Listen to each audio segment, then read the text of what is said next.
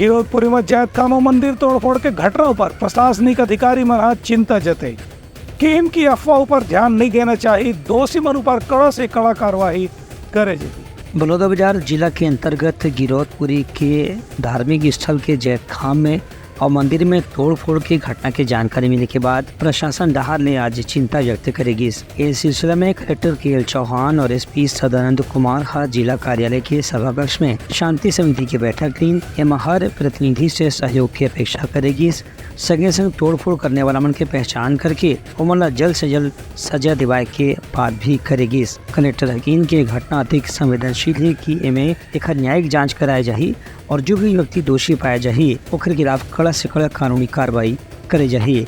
Collector के कहना रही कि पिछला दिन में जिला के अलग अलग स्थान में जो अप्रिय घटना देखे पर मिले है वो काफी चिंताजनक है।